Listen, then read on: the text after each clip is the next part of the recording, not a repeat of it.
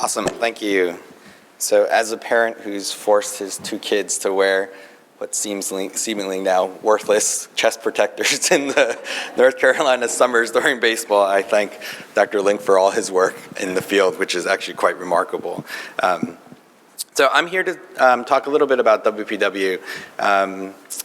Today we'll hear a lot of different conditions that are associated with sudden death in athletes. This is one of the more rare ones that cause sudden death, but in my opinion, potentially one of the more important ones because it's one of the most recognizable, and it's also one that potentially can be cured. So that part of it holds a lot of interest. This is an article I just found online. It says, heart attack sidelines 16-year-old hockey player.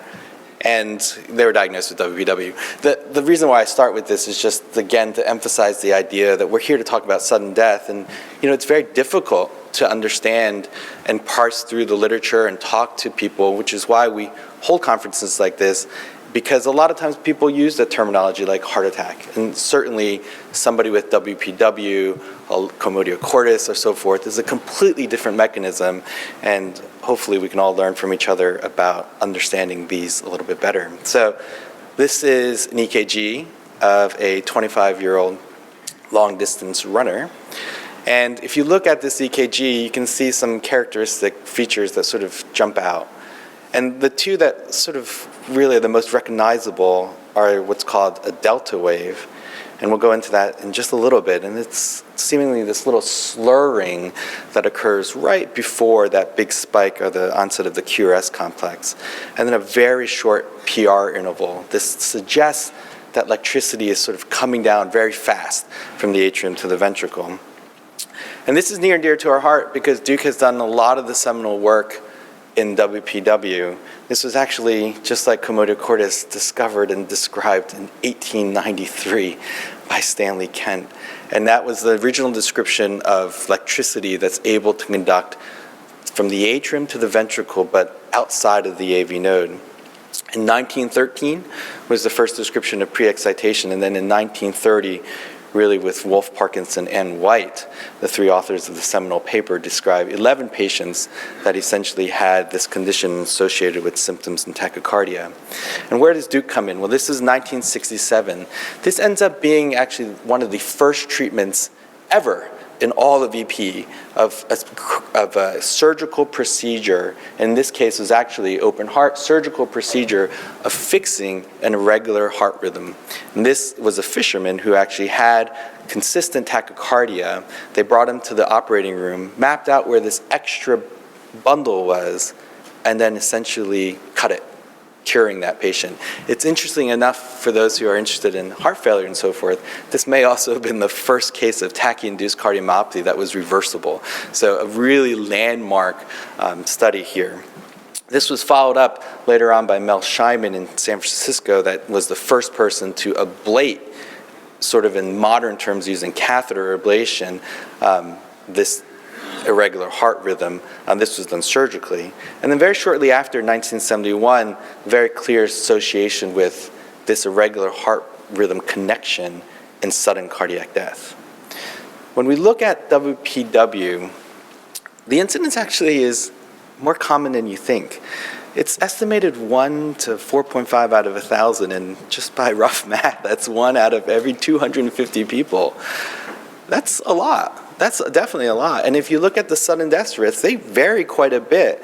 But the annual risk of 0.1 to up to 1% per year, that's per year. That means if you multiply that by 10 years or 20 years, you're talking about single to double digit risks in some patients. In this one cohort study, this was out of Italy, looking at over 2,000 people referred for WPW and segregated into patients that were untreated and treated with EP study and ablation. You can see that in the bottom two categories here, MAs is malignant arrhythmias and VF.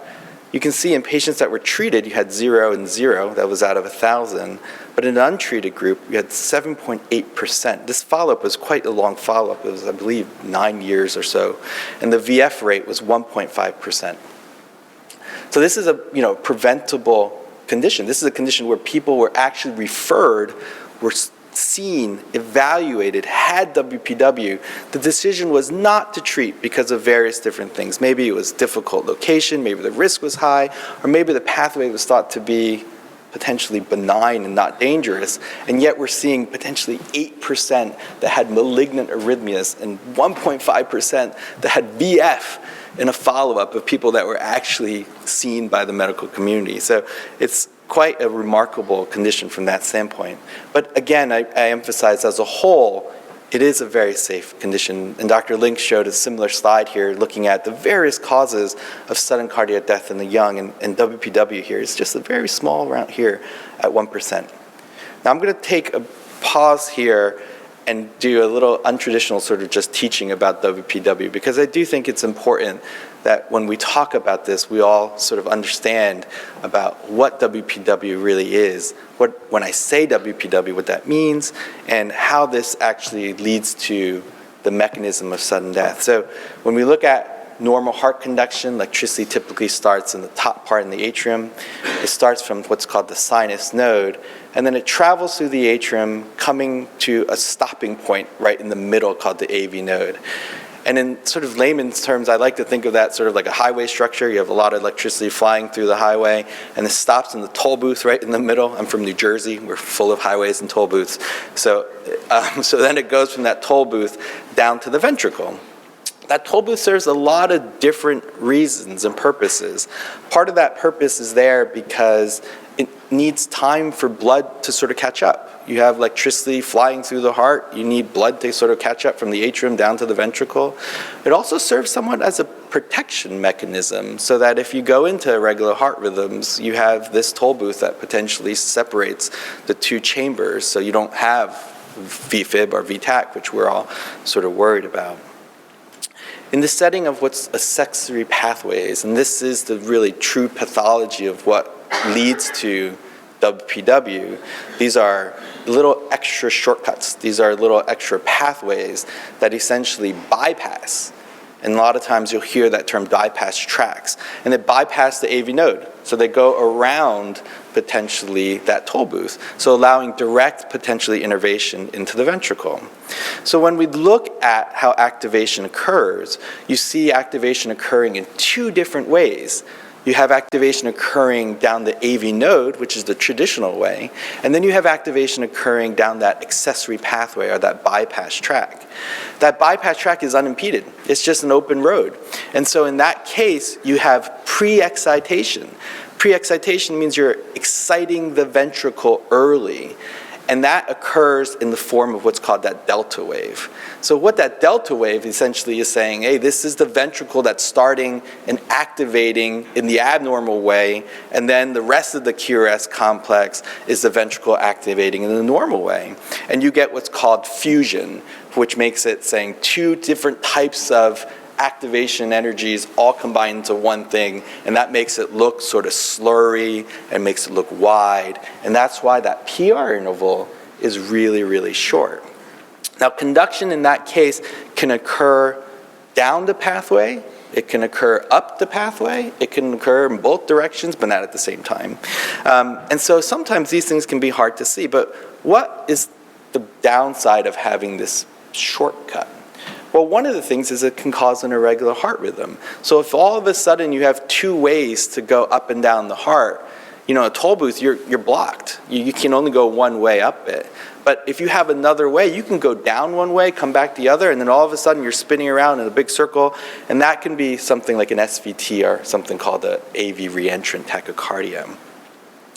But the mechanism, the thing that we do worry about the most, and the reason why we're here is to talk about the sudden death that's associated with WPW. And that is when we go into AFib. So if you have AFib, and AFib, we're talking about atrial activation that can be 400, 500 beats a minute. So very, very fast, very chaotic electrical activity that all of a sudden has now direct access to the ventricle. So instead of being stopped at that toll booth and being stopped at the AV node where only a certain amount of electrical impulses reach the ventricle and you're limited and say your heart rate's 100 beats a minute or 50 beats a minute or 150 beats a minute, now you have undeterred access to the ventricle through that accessory pathway, and potentially you can go 300, 400 beats a minute, which then leads to ventricular fibrillation. Now, the important thing to understand is that not every pathway is robust enough to be able to conduct that fast. Some pathways are pretty weak. I tell patients it's like a dirt road shortcut around the toll booth. You can go there, but it's not going to actually save you much time. Some are 5-lane highways that bypass that toll booth, and they conduct really, really fast. And sometimes it's difficult to know based on that EKG, which is part of the reason why we're here. But why are we talking about it today also in athletes? This obviously affects the general population, but an athlete is a special population as well too. And this population, just alone with WPW, we see a higher incidence of atrial fibrillation in patients that have this accessory pathway.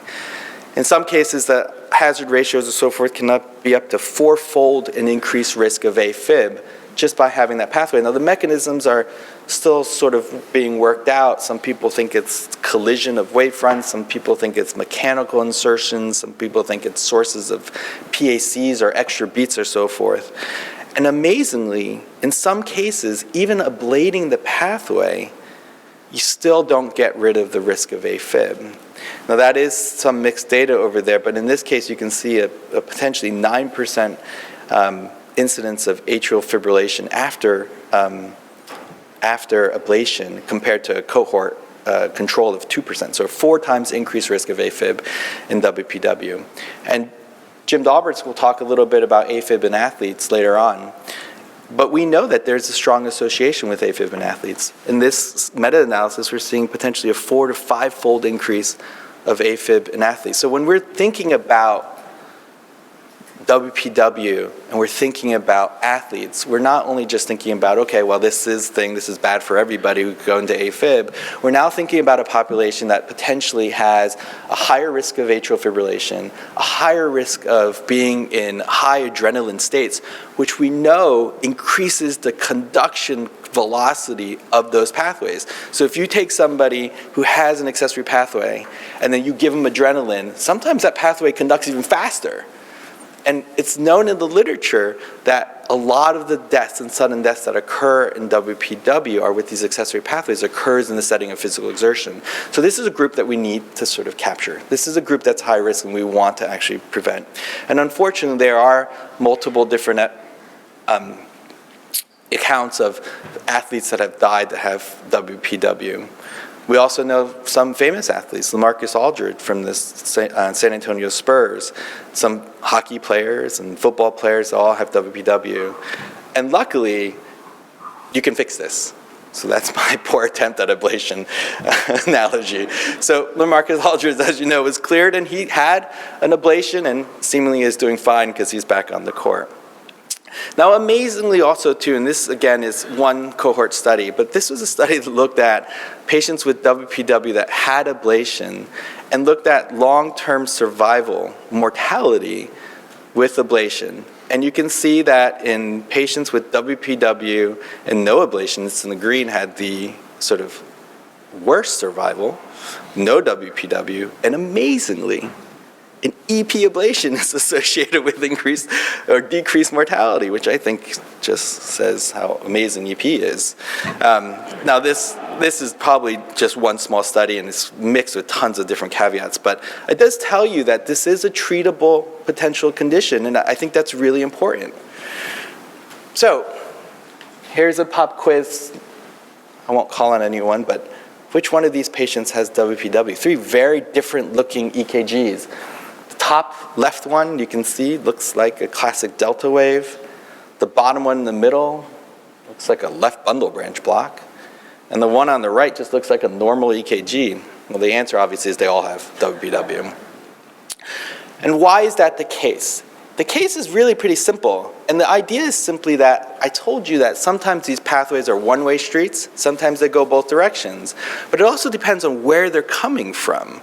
So a pathway that's really close to where electricity originates on the right side, you'll see a very big delta wave potentially. But one all the way on the left side of the heart, well, it takes a long time to get there. And in between is the AV node, which is your normal conduction pathway. So sometimes you have these pathways that are concealed, which means you can't see them on a regular 12-lead EKG at rest, because electricity is just going down the AV node, and it never gets down to the left lateral pathway or so forth. But how do we then figure this out? And how do we go ahead and do risk stratification? This was, again, seminal work done at Duke, looking at 31 patients and really trying to look at the risk stratification for WPW and the risk of VF. And what they found was presence of more than one accessory pathway, rapid conduction of the pathway in AFib, our history of AFib and other tachycardia. Since then, we've expanded that, and we can talk a little bit more about that, including things like syncope, family history, and so forth. So what do we do when you have a patient who has WPW? So you get an EKG and you see that pre-excitation. And I use the word WPW just to simplify things, but what really an EKG doesn't tell you have a syndrome. An EKG tells you you have a pattern. And the word WPW means that you have something that is causing you symptoms or some pathology. Let's go through this. And let's say, what do we do? Well, Holter, exercise stress testing, EP study, and echo. Seems like a lot for 1 in 250 people. But why do we do the things that we do? Well, let's start with one with an echo. There are some conditions that are associated with WPW. They're very, very rare, but some of them are congenital. Ebstein's anomaly is one of them that we're showing here. There's variants of hypertrophic cardiomyopathy that are associated as well.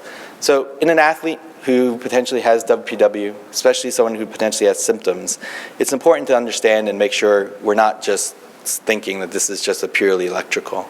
It can be purely electrical, and it can be associated with anatomical findings as well. Stress testing. This is actually really important. So remember the idea we talked about this pathway being dangerous or not is based on how fast it can conduct. If it can conduct really, really, really fast, it's really dangerous because electricity can just go, again, straight down to the ventricle in AFib. If it can't conduct really fast, then it's really not that dangerous because it's all the electricity is going to go down your normal conduction pattern and not down this accessory pathway. And so a lot of people start doing exercise stress tests and say, okay, well, let's get the heart rate going. Something non-invasive, get them running on a treadmill, and let's see what happens. And the idea is to look for what we call abrupt loss of pre-excitation. If you look at this EKG, you can see that it's pre-excited, the PR interval is really, really short, it looks slurry, you got that delta wave, and then all of a sudden, boom, it's gone. It just narrows up and you got a normal PR interval, and it abruptly changes. That means that pathway, you hit that maximum speed it can conduct, and then boom, it stopped conducting. Now this is an important finding, and this does predict a low-risk pathway. This tells you that that pathway potentially is less speedy, or it can conduct electricity at less fast rates than the normal AV node conduction can. But I will say that this practice of using exercise stress testing is actually somewhat dangerous in terms of interpretation, because what happens if you have a gradual loss of pre-excitation? So you look at it and you see the delta wave, and then slowly the delta wave is going away, and then by the time they're running and they're at peak exercise, it's completely narrow. Is that safe? Well, the truth of the matter is you can't comment on that. And the reason why is because a gradual loss just simply means that the AV node, the toll booth, opened more lanes. When you exercise, your conduction improves down the AV node. And if all of a sudden your AV node just starts conducting faster, it doesn't tell you anything about that pathway. And so you can't comment that. But I will say that is a very common mistake that happens, where people will put on stress tests and say, oh, it went away, we're good. But what we're really looking for is the abrupt change. So you really want to see that instant change and that loss of pre-excitation. And that's sort of just an example to say electricity takes longer as it goes across. Okay, and this may be one of the most important things too, the shortest pre-excited RR interval. This is actually not VF. This EKG is AFib with pre-excitation. This is essentially the mechanism. You're seeing electricity coming down and flowing down unimpeded down to the ventricle. And it looks very bizarre because it's activating through that accessory pathway. And if you can conduct with an interval that's shorter than 250 milliseconds, it predicts ventricular fibrillation and sudden death. So what do we do for athletes? Well, if you screen an athlete and you see a 12-lead EKG that sees WPW, if they're completely asymptomatic, then are symptomatic, we still do the same thing. We go halter, we do exercise testing, we look for echoes for that.